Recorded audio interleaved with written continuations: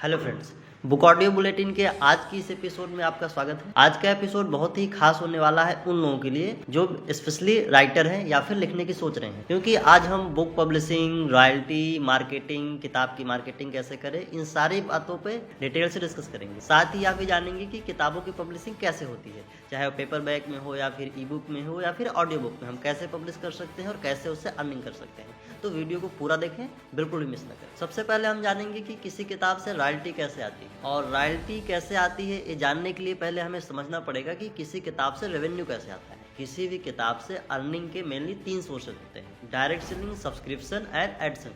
तो अगर हम डायरेक्ट सेलिंग की बात करें तो इसमें होता है कि किताब जिस भी फॉर्मेट में, जिस भी प्लेटफॉर्म पे होती है, लाइक पेपर बैक अमेजन पे रहती है, ऑडियो बुक ऑडिबल पे रहती है, ई बुक किंडल पे रहती है, तो वहाँ से उसको रीडर डायरेक्ट खरीद सकता है। और जैसे ही जो भी उसको रीडर परचेज करता है तो उसका जो भी रेवेन्यू होता है वो पब्लिशर के पास चला जाता है। और वहीं अगर उसमें राइटर ने खुद से सेल्फ पब्लिश किया है तो पूरा रेवेन्यू राइटर के पास आ जाता है। दूसरा तरीका है सब्सक्रिप्शन बेसिस पे। आजकल कई ऐसे प्लेटफॉर्म्स हैं जैसे कि किंडल, स्टोरीटेल, स्पॉटिफाई, ये सब यूजर्स को कुछ मंथली सब्सक्रिप्शन फी पर किताबों को पढ़ने और सुनने की सुविधा देते हैं। इसमें क्या होता है, जो भी रेवेन्यू होता है उसका एक एवरेज निकाल करके पब्लिशर को शेयर कर दिया जाता है। उसके बाद उसमें से पब्लिशर राइटर के हिस्से की रॉयल्टी राइटर को देता है। तीसरा तरीका है एडसेंस। यह तरीका मेनली यूट्यूब के लिए काम करता है। आप अपनी ऑडियो बुक को यूट्यूब पे भी पब्लिश कर सकते हैं, जहाँ पर यूजर इसे बिल्कुल फ्री में सुन सकते हैं और इसके लिए उन्हें सिर्फ कुछ एड्स देखने होते हैं। इन एड्स के जरिए यूट्यूब से रेवेन्यू जनरेट होता है। जितने ज्यादा लोग आपकी किताब वहाँ सुनेंगे उतना ही ज्यादा रेवेन्यू आएगा। अब इन तीनों फॉर्मेट से, अब चाहे रेवेन्यू किसी भी सोर्स से आ रहा हो, जब पब्लिशर के पास आता है तो इसका वो कंबाइन करके राइटर को अपनी टर्म्स एंड कंडीशन के अकॉर्डिंग रॉयल्टी शेयर करते हैं। जैसे बुक ऑडियो अपनी सभी राइटर्स को 100% रॉयल्टी शेयर करता है, यानी जो भी रेवेन्यू आता है वह पूरी तरीके से राइटर का होता है। तो यहाँ थे अपनी किताब से रॉयल्टी अर्निंग के कुछ सोर्सेस और प्रोसेस। अब यह आप पर डिपेंड करता है कि आप अपनी किताब किस फॉर्मेट में और किस प्लेटफॉर्म के थ्रू पब्लिश करते हैं। अब ये तो आपको पता चल गया कि रॉयल्टी आती कैसे, लेकिन बड़ा सवाल ये है कि लेखक अपने लेखन से पैसे कैसे कमाए,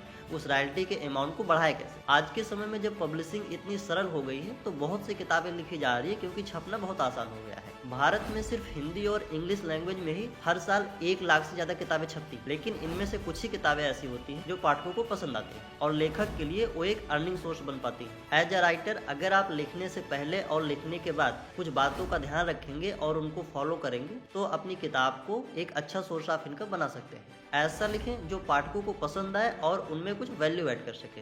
फिर चाहे वो आप एजुकेशन के लिए कंटेंट लिख रहे हो या फिर कोई फिक्शन या नॉन फिक्शन लिख रहे हो मनोरंजन के लिए। और ऐसा तभी होगा जब आप लिखने से पहले प्रॉपर रिसर्च करके लिखने की शुरुआत करेंगे। किसी भी टॉपिक पर लिखने से पहले गहन अध्ययन और रिसर्च बहुत ही महत्वपूर्ण है। किसी विद्वान ने कहा है, अगर आप 1 पेज लिखना चाहते हैं तो आपको पहले 100 पेज पढ़ना चाहिए, और अगर आप एक किताब लिखने की सोच रहे हैं तो आपको पहले हजारों किताब पढ़नी चाहिए। जितना ही आप पढ़ेंगे उतना ही आपके अनुभव की व्यापकता बढ़ेगी और साथ ही शब्द और व्याकरण का भी ज्ञान बढ़ेगा। अच्छे लेखन के लिए शुद्ध व्याकरण और सही शब्दों का चुनाव बहुत ही जरूरी है। ऑडियो स्टार्ट करने के बाद ऑडियो बुक के लिए आई स्क्रिप्ट्स में से मैंने सैकड़ों किताबें पढ़ी है, और यकीन मानिए कुछ किताबें ऐसी होती हैं जो पढ़ने के बाद आपका मूड खराब कर देती हैं। कई किताबों में व्याकरण की इतनी बड़ी बड़ी गलतियां होती हैं कि पढ़ने के बाद आपका सिर दर्द होने लगता है। अगर आपकी किताब का व्याकरण सही नहीं है तो पाठक आपकी किताब को तुरंत ही रिजेक्ट कर देगा। किताब लिखने के बाद उसे एडिट करना और प्रूफ रीडिंग कराना बहुत जरूरी है। अगर आप ऐसा नहीं करते तो आपकी किताब अनगढ़ और अधूरी लग सकती है। सबसे बड़ी गलती तब होती है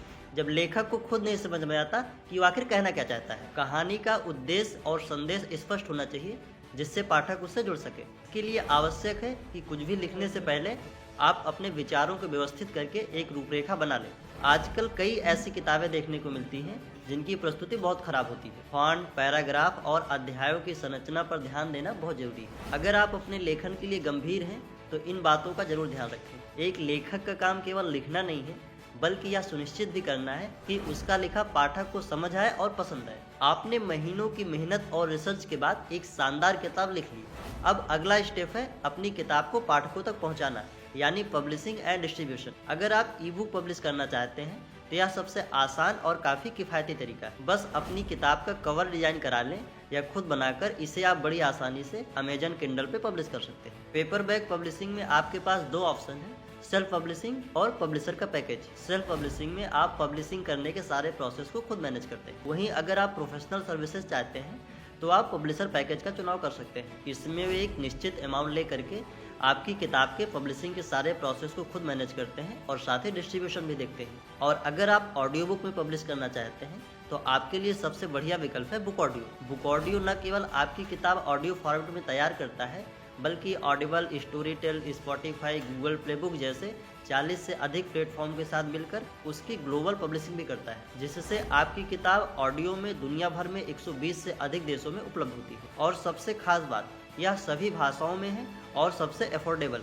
बुक ऑडियो अपने राइटर को 100% रॉयल्टी भी शेयर करता है। आपकी किताब किसी भी फॉर्मेट में हो, पब्लिशिंग और डिस्ट्रीब्यूशन सही तरीके से करना बेहद जरूरी है। हर प्लेटफॉर्म का अपना महत्व है और सही प्लेटफॉर्म चुनकर आप अपनी किताब को एक नई ऊंचाई पर ले जा सकते हैं। आपने एक शानदार किताब लिख ली, पब्लिश भी हो गई और अब सभी प्लेटफॉर्म पे वो उपलब्ध भी है। अब अगला और सबसे इम्पॉर्टेंट स्टेप है उसकी मार्केटिंग, ताकि आपकी मेहनत और आपकी किताब सही पाठकों तक पहुंच सके। मार्केटिंग आपकी किताब की सफलता में एक इम्पॉर्टेंट फैक्टर है। तो चलिए जानते हैं कुछ ऐसे तरीके जिससे आप अपनी किताब अधिक से अधिक पाठकों तक पहुंचा सकते हैं। किताब लॉन्च होने से पहले उसकी चर्चा करना बहुत जरूरी है। इसके लिए आप अपनी किताब के आकर्षक पोस्टर्स बनाकर उसे सोशल मीडिया पर शेयर कर सकते हैं। अपनी किताब के कुछ चुनिंदा कोट्स या लाइन भी पोस्टर के जरिए शेयर कर सकते हैं, जिससे पाठकों में आने वाली किताब के लिए उत्सुकता बनी रहे। और अपनी किताब का एक छोटा सा प्रभावी ट्रेलर भी पाठकों में अच्छा इम्पैक्ट डालता है। किताब पब्लिश होने के बाद कुछ अच्छे समीक्षकों से